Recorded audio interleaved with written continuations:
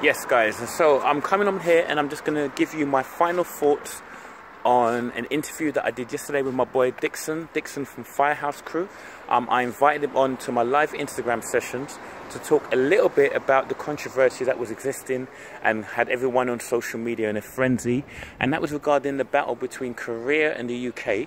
And basically a lot of people were just really unhappy with the conduct of the UK popping team. So I invited him on to talk about it, to explain some of his actions and to give people a little bit of insight into his mindset and the way he thinks about the popping battle.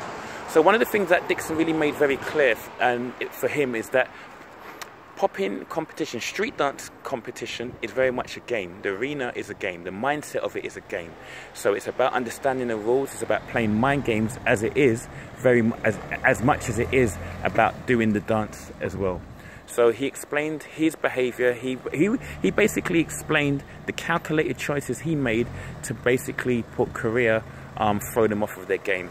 He understood that Korea are a very strong team. He understands that Korea are favourites in Asia, so he wanted to throw them off their game so that they're no longer in their element.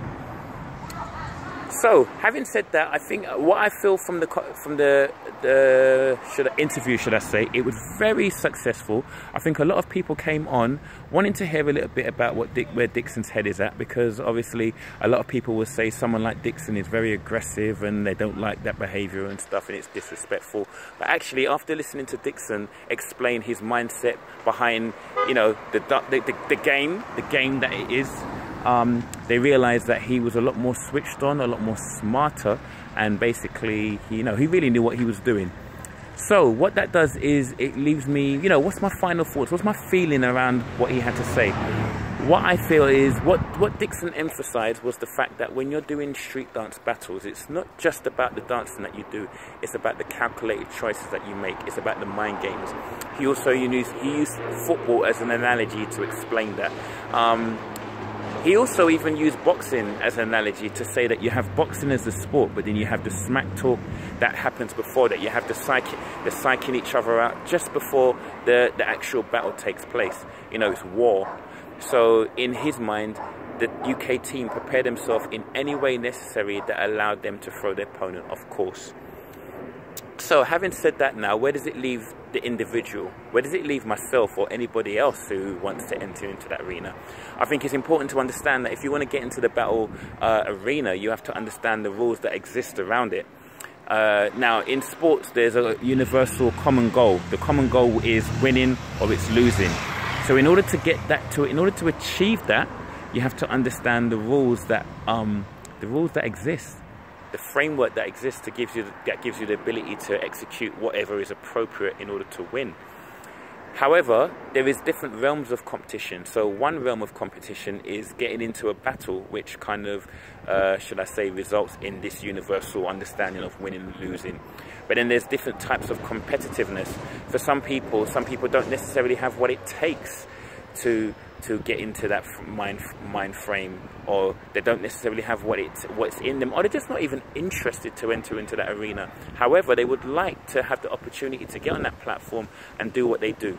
So for some people, getting into the kind of the competitive industry would be more about being able to stick to your guns, understanding your identity, understanding who you are, being centered, and being able to stick to that regardless of the external pressures. In that situation, it could result in you winning or losing, but it could also just be about you being able to be comfortable with not worrying about winning or losing, but still being who you are. So I guess what I've taken from the interview with Dickson is just understanding that when you're entering into that arena, understand what it is that you're looking for.